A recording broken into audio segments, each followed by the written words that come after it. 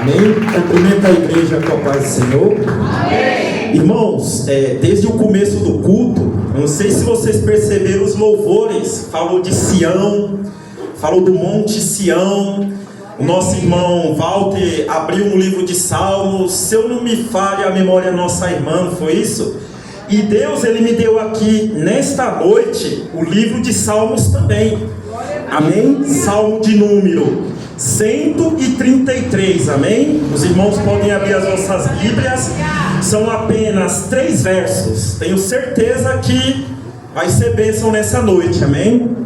Glória a Deus. Desde já, irmãos, eu quero aqui também estar agradecendo primeiramente a Deus, né? Pela oportunidade de estar aqui ministrando na vida dos irmãos.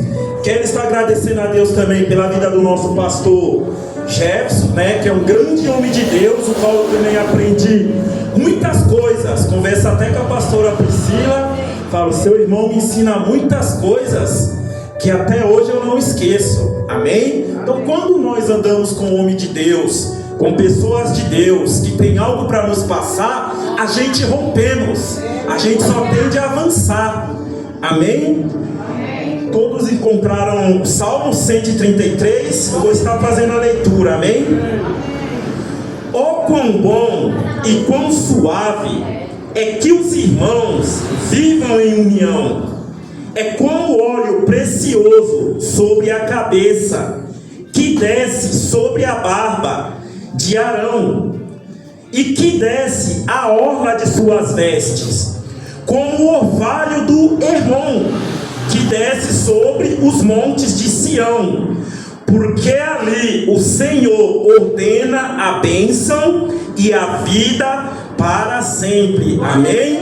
Antes dos irmãos se assentarem, vamos todos juntos, só o verso 1, amém? Todos juntos, vamos lá, no 3, 1, 2, 3, ó quão bom e suave é que os irmãos vivam em união. Amém, uma salva de palmas para o Senhor que é digno nessa noite, amém? Irmãos, estava eu ali em casa, falando, Senhor, me dá uma palavra, porque irmãos, nós não devemos ser aquele pregador que armazena sermões bonitos, e que na hora de um convite, a gente quer vir pregar ele, porque a gente discorre bem ele. Não, quando o pregador começa a ir para esse lado, o que é que eu aprendo, pastor? Já não há mais a dependência do Senhor. Estudar a Bíblia é bom? É. Meditar na palavra de Deus é bom? É. Buscar o conhecimento da palavra de Deus é bom? É ótimo. Lá em Josué está escrito, meditai no livro dessa lei, dia e noite. Mas quando se trata da eleita, da amada, da igreja do Senhor, nós temos que buscar dependência por meio das orações, do jejum, e dizer assim, Senhor, o que tu quer dizer para essa igreja?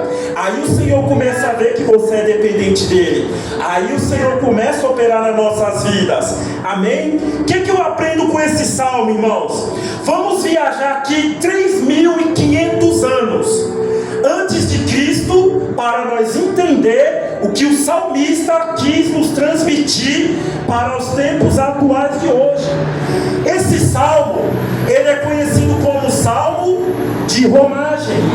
Ele é um salmo de peregrinação. Ele é um salmo que o povo, quando saía do norte de Israel, era 200 quilômetros, Fernandinho, até chegar no Monte Sião. Então o Monte Sião era distante, porque Israel, quando Josué entra na terra, o que Josué faz?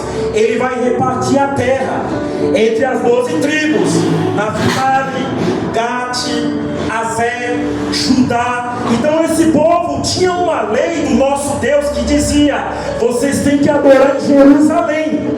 Então esse povo, a cada 3 vezes, nota bem, ele subia a Jerusalém. Para quê, pregador? Porque Deus deu uma ordem lá em Levíticos, que eles tinham que ir em 3 festas. Eu disse quantas festas? 3. Então eles tinham que celebrar 3 festas ao ano. Qual eram essas festas? As festas da Páscoa, Pentecoste e Tabernáculo. tabernáculo, isso era uma ordenança, isso era algo que Deus falou: vocês precisam fazer, vocês têm que subir a Jerusalém. Então você imagine eles peregrinando 200 quilômetros até a capital, que era o que? Jerusalém. Lá ficava o que? O Monte Sião. Qual é a lição que eu já começo a aprender nessa passagem, irmãos? Que Deus está dizendo: Salmos de romagem só existe do 120 ao 134. Quando você abrir a sua Bíblia, do Salmo 120 até o Salmo 134, é conhecido como Salmos de degraus, é conhecido como Salmo de peregrinação. Qual é a revelação para a nossa vida?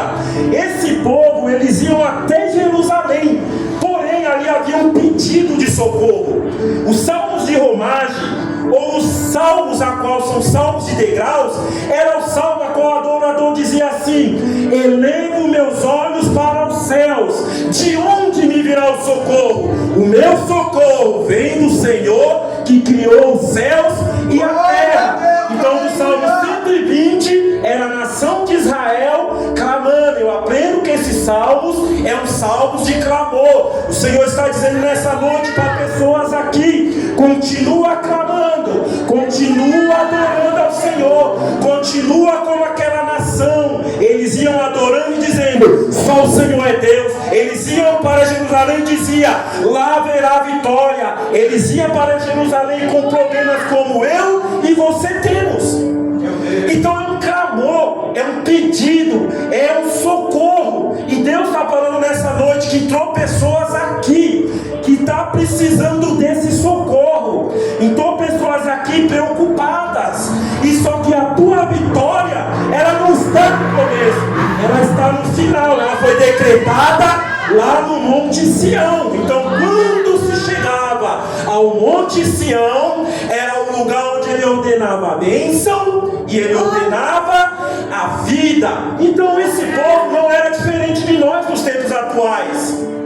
Eles tinham problemas como nós temos, eles passavam necessidades como nós passamos. Mas o que eu aprendo com esse povo, irmãos? Eles iam adorando o pastor e diziam assim: a vitória já chegou. Pode ir, se eu estou reclamando aqui agora, estou dizendo: elevo meus olhos para os céus, de onde lhe virá o socorro? Ele indaga e ele já traz a resposta no presente. Ele diz: o meu socorro vem do Senhor que criou os céus e a terra. Aonde achamos fé desse tamanho? Como podemos ver na voz de quem estava sofrendo? Eles dentro do próprio presente, eles fazem a indagação e eles mesmos acreditam na vitória. É Deus dizendo nesta noite: acredita naquilo que você está professando, acredita naquilo que você está adorando, acredita diante da sua luta, acredita diante da tua prova.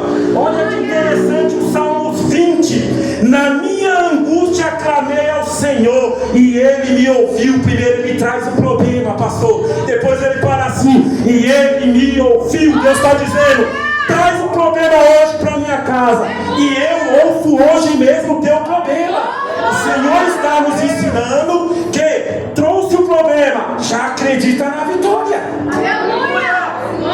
Não adianta eu sair da minha casa sem acreditar na vitória que está neste lugar, sem acreditar na bênção que está neste lugar. Tem pessoas que estão indo para a igreja, mas o seu filho está nas drogas. Tem pessoas, mas estão desempregadas. Tem pessoas que estão subindo ao templo, mas diz o Senhor nessa noite: você está assim: Senhor, e agora? E amanhã? Eu não tenho pão para comer. Como eu vou pagar a minha conta? Como eu vou pagar, Fernandinho, a minha conta de luz, a minha conta de água? Tem pessoas que entram na igreja assim, com o coração doendo: Senhor, olha a minha vida, Senhor, olha a minha idade. Tem pessoas que entram como Abraão: tu me fez uma promessa, mas já se passaram 25 anos e veio o desespero, veio o medo, veio o temor. Senhor, meu casamento, Senhor, a minha faculdade, Senhor, o meu ministério, Senhor, o que vai ser de mim? Já passou segunda, terça, quarta, quinta, sexta, sábado, domingo. Deus, já passou 1 ano, 2 anos, 3 anos, 5 anos. Deus, e a minha vitória? Diz o Senhor nessa noite: eleva os seus olhos para os céus, estende as suas mãos e adore ao Senhor, porque Ele disse: eu elevo, mas eu já acredito.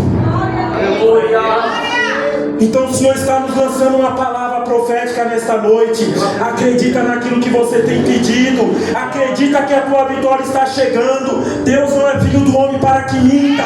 Nós queremos a vitória, mas não queremos, pastor, adorar o dono da vitória. Nós queremos a bênção, mas nós não queremos muitas das vezes se relacionar com o dono da bênção. Nós queremos emprego, mas não queremos ajoelhar para pedir emprego para o dono da bênção que pode nos abençoar. Deus, Ele quer relacionamentos. Aleluia. Eles poderiam dizer 200 quilômetros. Vou não, pastor. É muito longe. Quantos crentes naufragaram na fé? Quantos não conseguem mais atravessar a rua para ir para a casa do Senhor? Porque a angústia, a dor, o sofrimento tem neutralizado as suas forças. Mas sabe qual é o segredo da vitória? É adorar como Israel adorava. Está doendo, mas eu elevo os meus olhos para os céus. Está machucando, mas eu elevo meus olhos para os céus. Então é isso que o Senhor está nos revelando nesta noite. Eleva os teus olhos para o céu, de onde vem o teu socorro. Deus tem bênçãos para a pessoa nesta noite, mas Ele está dizendo assim: vem de casa, filho, vem adorando, vem cantando, vem salmodiando. Mas Ele está dizendo: ó, quão bom e suave que os irmãos andem em união. Sem união não tem bênção. Sem união não tem vitória. Prova, pregador. Vamos ver o que a palavra diz da seguinte maneira. Nota bem, irmãos, isso é uma revelação que Deus me deu. Se você soubesse, diz o Senhor nessa noite, o poder da união e aonde ela pode te levar, ela pode romper até o reino de Satanás, pastor. É um reino unido. É verdade. Jesus, certa feita, ele foi acusado pelos fariseus. E os fariseus disse: ele expulsa demônio por Beelzebul. Aí Jesus olha para ele e diz: se eu expulso demônio por Beelzebul, o reino de Satanás está dividido, então logo não subsistirá. Então o Senhor está reconhecendo que há uma união no reino de Satanás. Ele está reconhecendo que há uma harmonia.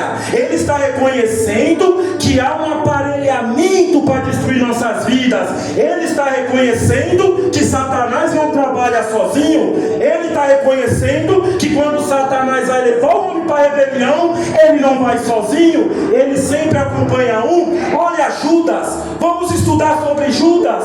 Judas estava com Jesus, mas Judas não queria esse Jesus. Judas estava ali com ele, mas ele olhou para os 12 apóstolos, pastor, e disse da seguinte maneira: dali eu preciso usar um, quem eu vou usar? Satanás não trabalha sozinho, ele trabalha unificado. Eu estou mostrando o poder da união do reino das trevas, para mostrar depois a união do reino da luz. Então ele olha para Judas e diz: aquele ali é fraquinho, aquele ali é mesquinho, aquele dali é avarento. É esse que eu vou usar, é esse que eu vou trabalhar. E ele parte para cima de Judas. E o que Judas faz? Judas poderia pensar: eu vou tentar desviar o Tomé, porque eu já vi que o Tomé é um homem que não acredita muito. Talvez eu vou tentar chamar Pedro. Vem Pedro, vamos. Mas Pedro era um homem explosivo, com temperamento forte. Mas Pedro diz: eu não nego o Senhor, porque para onde nós vamos, se só tu tem as palavras de vida eterna? O diabo não trabalha sozinho. Teu reino é unificado. Quando em Gênesis 3,15 há uma profecia que diz: e ele esmagará a tua cabeça.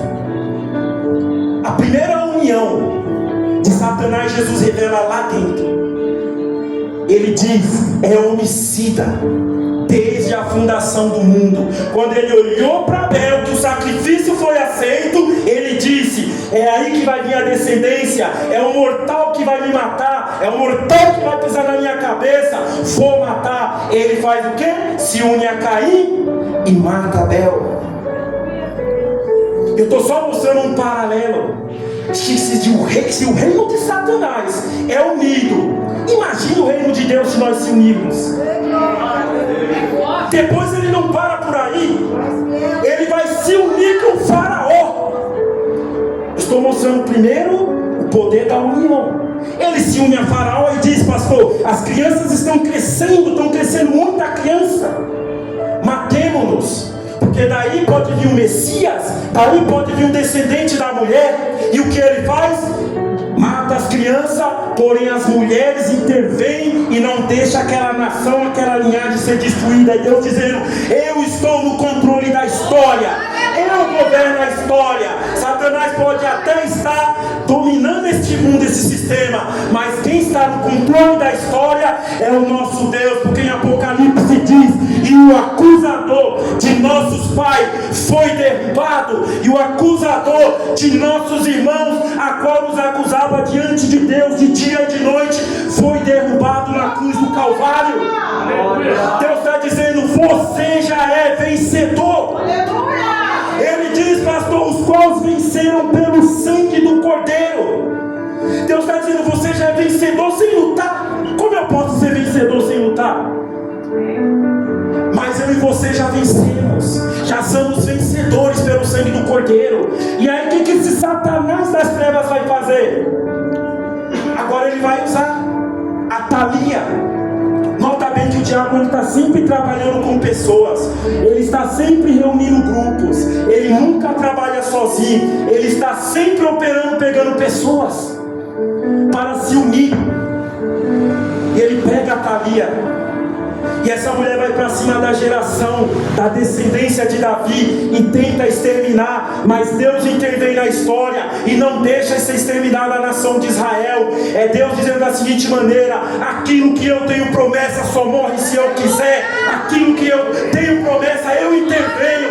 Deus está dizendo: quantos livramentos eu te dei, quantos livramentos na história você passou. Acidente de carro, bala perdida, eu intervi na sua história, assim como eu intervi na história do meu povo. Glória a Deus. Mais um exemplo de unificação. Agora o que ele vai fazer? Ele vai pegar e se unir a Amã. Quando ele se une a Amã, ele diz: vamos destruir a linhagem do Messias. E quando eles vão matar os judeus, a rainha está intervendo. Amã é enforcado, e a vitória, ela vem para o povo de Deus.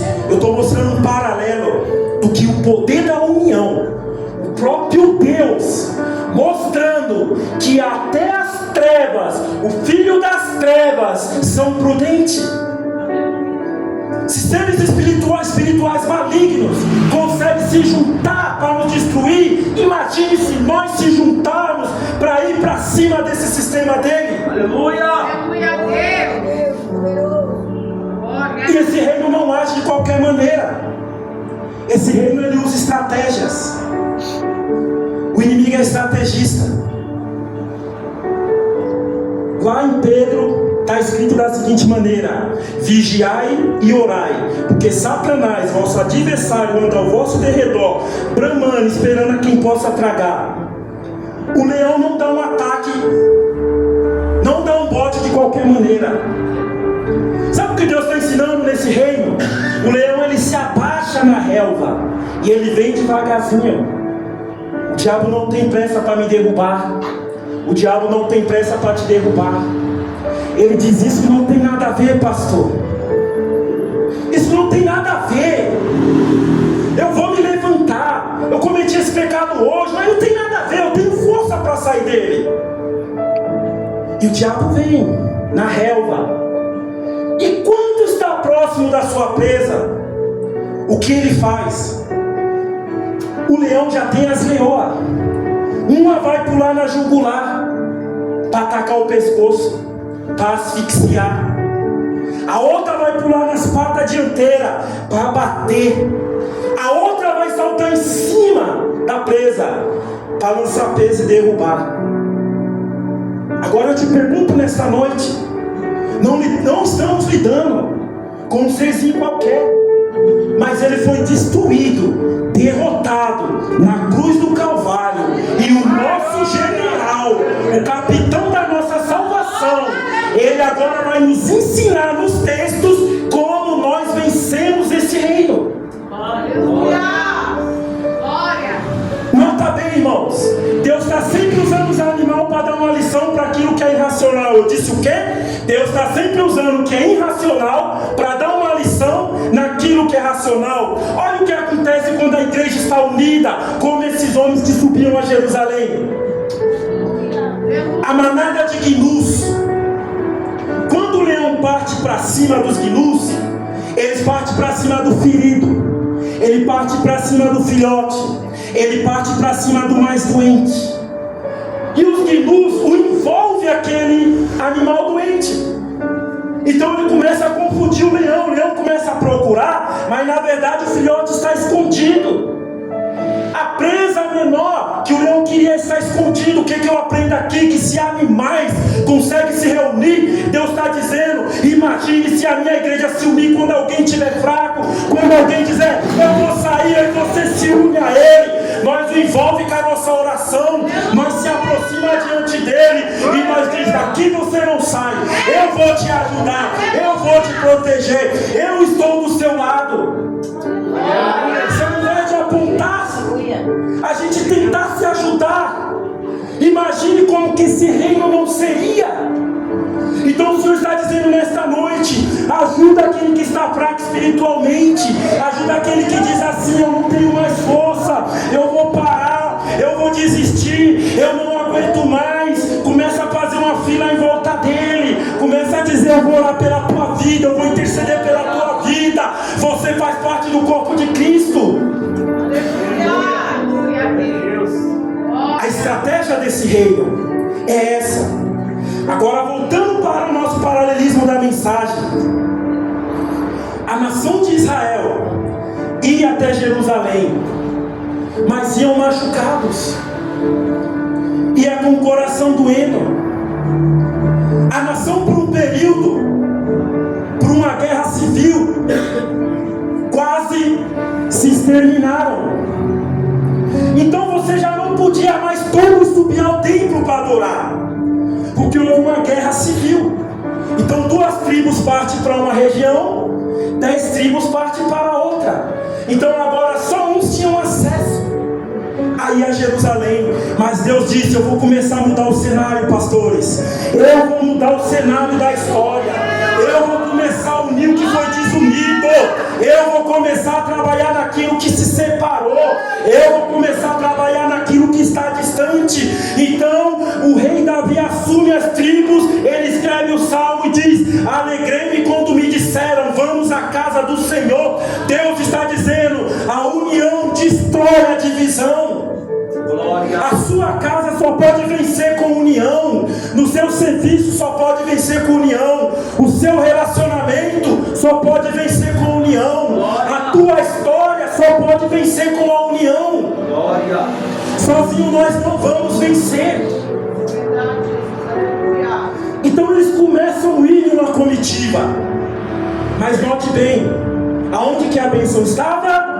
Em Sião, porque em Sião estava o monte, em Sião estava o templo. Deus está dizendo nessa noite, pastor, para pessoas aqui, não fique dentro de tua casa, mesmo fraco, Deus está dizendo, suba para Sião, mesmo desanimado, Ele está dizendo, suba para minha casa, mesmo triste, abatido, caluniado, Ele está dizendo, vem para Sião, vem para minha casa, aqui eu determino a bênção minha vida.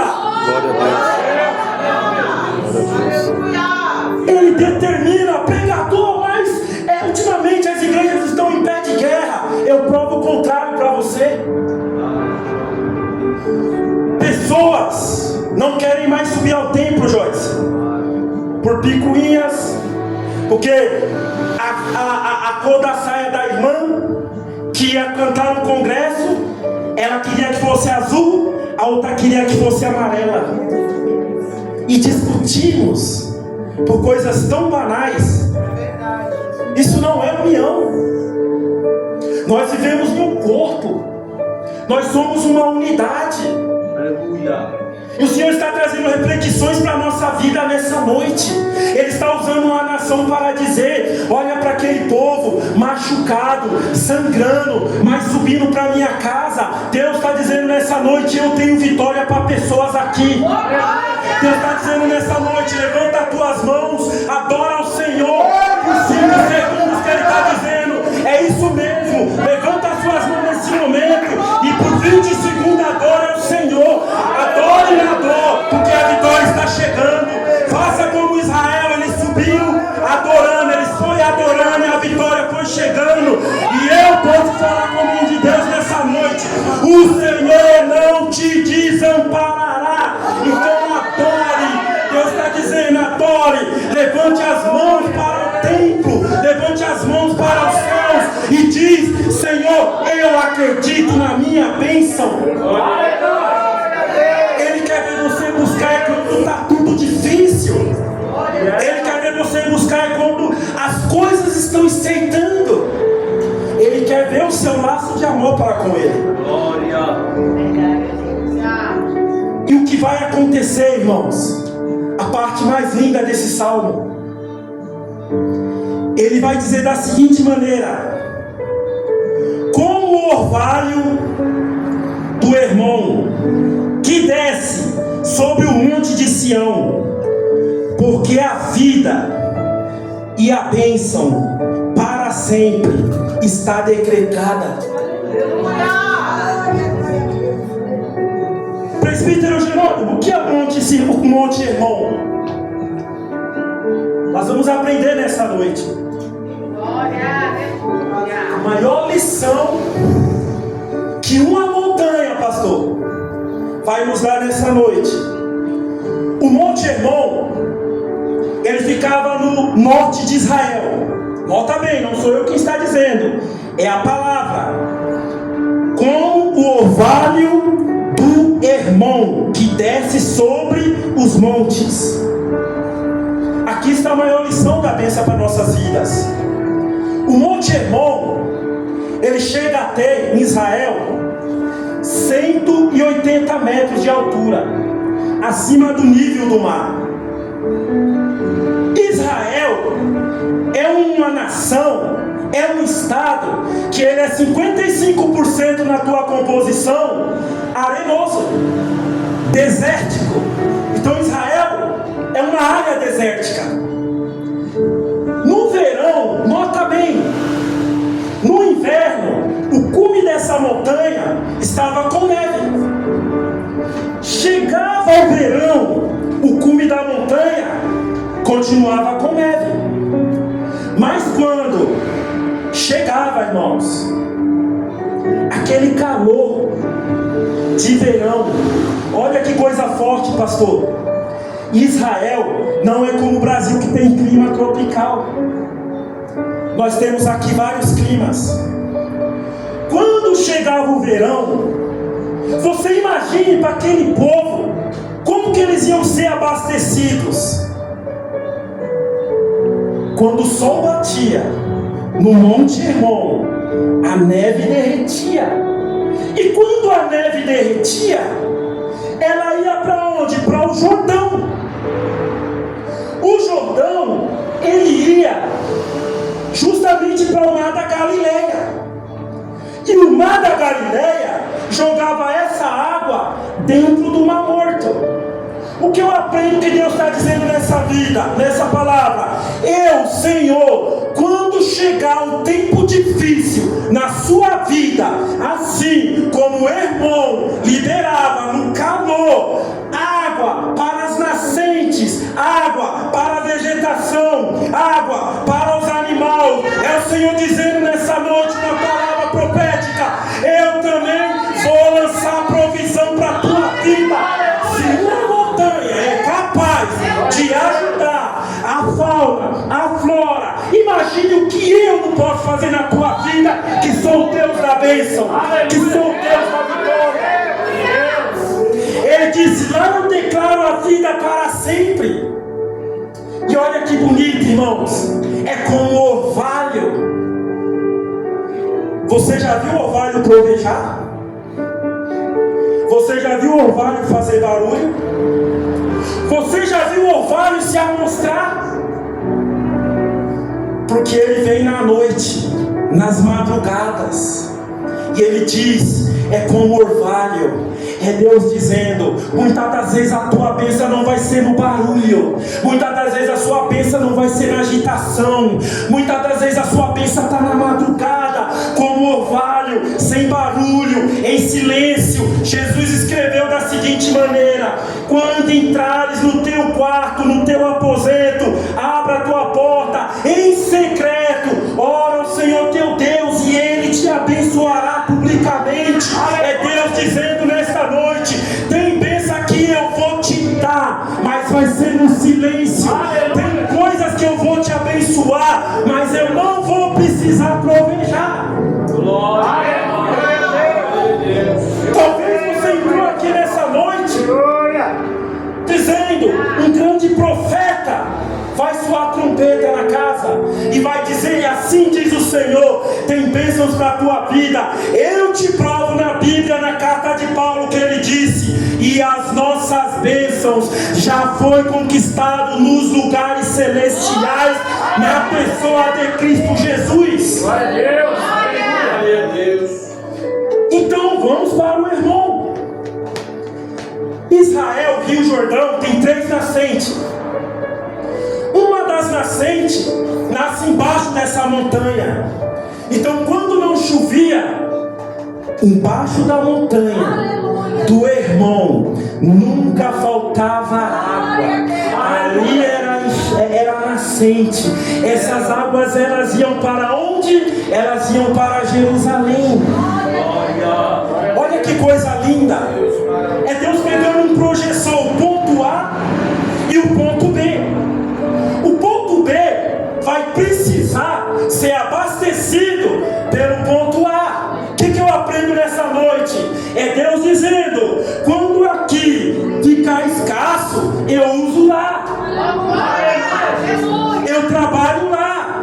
Quantas pessoas foram abençoadas e não foi nem pelas suas forças? Quantas pessoas foram abençoadas porque Deus usou muitos montes Siões? Deus está dizendo nessa noite: eu tenho montes Siões para a sua vida, e esses Siões são pessoas que eu vou enviar quando a crise vir, quando a seca vir. Deus está dizendo: eu libero a palavra em Sião. Quando a crise vir na tua casa, sobe para a casa do Senhor, que é um símbolo do monte Sião. Aleluia. Glória a Deus. E ele vai dizer mais ainda, irmãos, nota bem: quando nos tempos de Elias ficou 3 anos e meio sem chover, a nação entrou em pânico, animais começaram a morrer. Mas Deus estava falando com Elias, dizendo: Elias, os corvos vão te alimentar, porque Deus tem vitória para aquele que na crise continua na tua presença.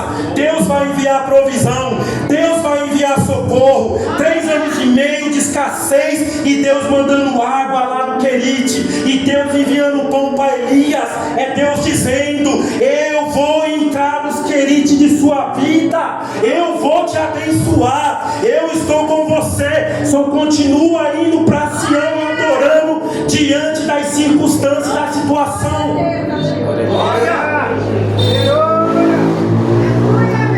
Olha que forte para nossas vidas. Quando eu olho para Ana, pastor, o texto vai dizer assim: a cada 3 vezes ao ano o povo subia para Jerusalém. Para quem, pregador? Celebrar festas. A pobre da Ana estava sendo machucada. Penina estava dizendo: não pode ter filho, eu posso. Está triste, eu não estou. Então tem pessoas que são enviadas de Satanás somente para nos afrontar. Porque ele tem, você não tem. Mas o que a Ana fez? Aqui está o segredo. Pastor Gerson, olha onde ela estava. No dia da tua crise. Eu disse o quê? Quando lá secar, aqui provém. Olha onde Ana estava no tempo da crise. Olha onde Ana estava.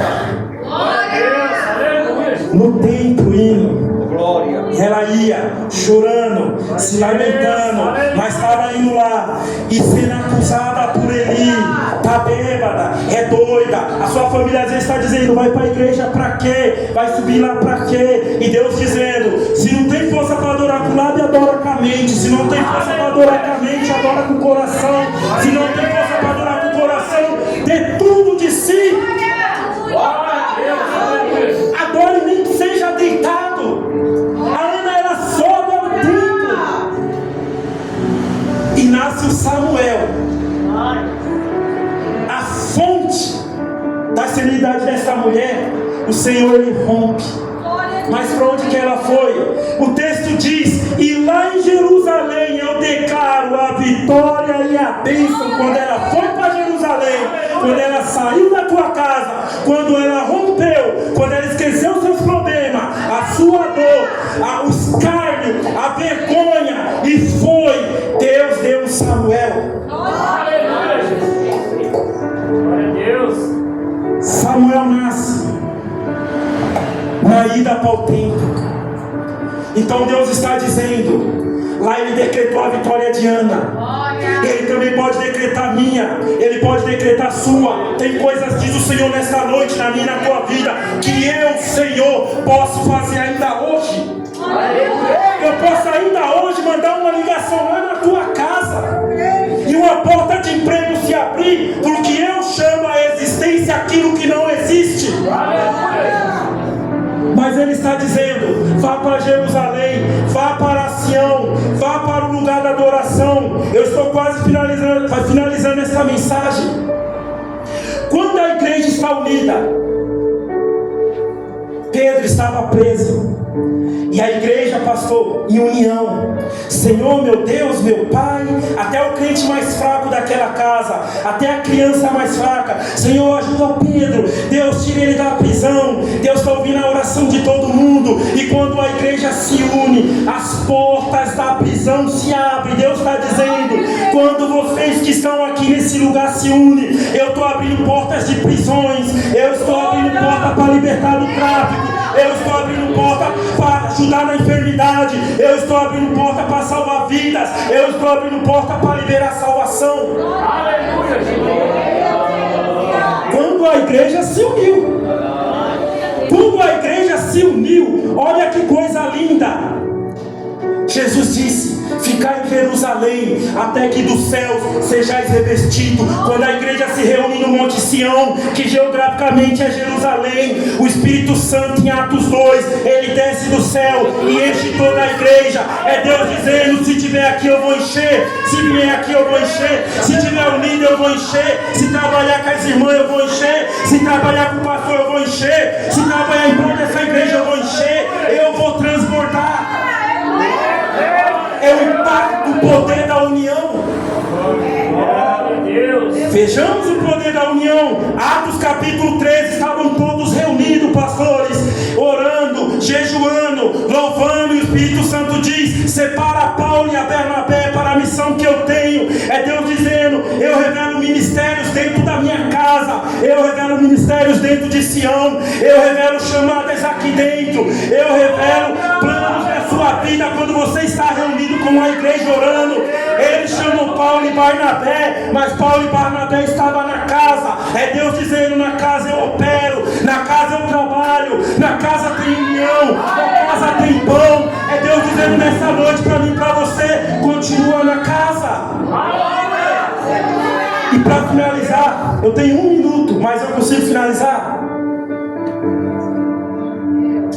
Neemias, o maior exemplo de união para dentro desse salmo. Jerusalém estava queimada, Jerusalém estava sitiada. Neemias recebe uma missão, Neemias recebe uma chamada para edificar Jerusalém. Mas Ele não chama qualquer um. Deus está dizendo nessa noite: não chama qualquer um para o teu relacionamento. Não é qualquer um que vai andar com você. Jesus orou 3 dias no monte para escolher 12 discípulos. Jesus, sendo Filho de Deus, onisciente, onipotente, sendo o Deus encarnado, orou para escolher discípulo. Deus está dizendo: ora para escolher quem vai andar na tua vida, ora para escolher quem vai ser o teu cônjuge, ora para escolher aquele que vai andar do teu lado.